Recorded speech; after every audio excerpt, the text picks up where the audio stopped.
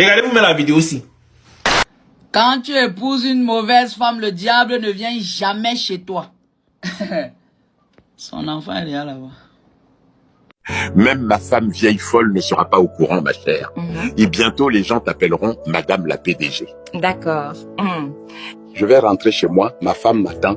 Mais ne t'inquiète pas, je ne lui dirai rien de cette affaire. D'accord. Je vais rentrer chez moi, mon mari est probablement déjà là. Et je vais lui demander ce que veut Thomas avec Robert. D'accord. Et toi, as-tu déjà aimé quelqu'un qui ne t'aimait pas? Non, mais actuellement, j'ai un coup de cœur pour quelqu'un, mais je ne lui ai rien dit. Pourquoi ne lui dis-tu pas que tu l'aimes comme ça? J'ai peur de lui avouer mes sentiments, je ne comprends pas pourquoi. Si tu l'aimes, va lui dire. Elle en fait comme moi, au lycée, j'ai dit à une fille que je l'aimais.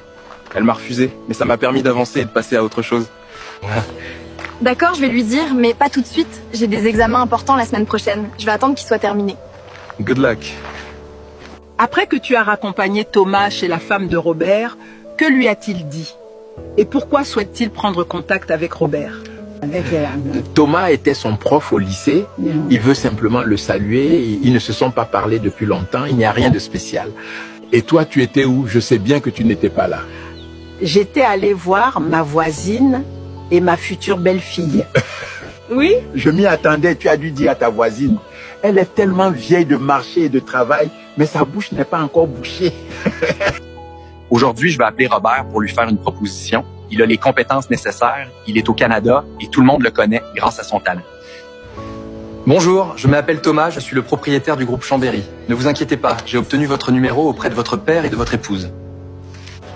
Oui, je m'appelle Robert, tout va bien. J'ai vraiment hâte d'entendre ce que vous souhaitez me dire. Je vous écoute avec plaisir. Robert, nous cherchons une personne compétente en gestion et tout le monde parle de toi en soulignant ton aptitude à évoluer. Confiance en tes compétences et je pense que tu peux apporter beaucoup à notre équipe. D'accord, j'ai une condition. Je suis prêt à travailler avec toi, mais je souhaite signer le contrat avant de me déplacer.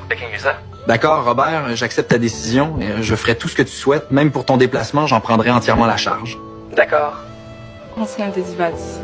Quand j'étais au lycée, Robert m'avait avoué ses sentiments. Je l'ai repoussé, mais il n'a jamais cessé de m'apprécier. Aujourd'hui encore, je me sens très sûre de moi, au point de me trouver plus belle que sa femme. Waouh, je vais bientôt rentrer dans mon pays. Si j'ai terminé mes examens, je vais directement à l'aéroport. Thomas a tout organisé. Monsieur Thomas souhaitait collaborer avec mon mari. Il m'a expliqué que si mon mari acceptait, il le nommerait PDG. Waouh, je serais la femme de PDG.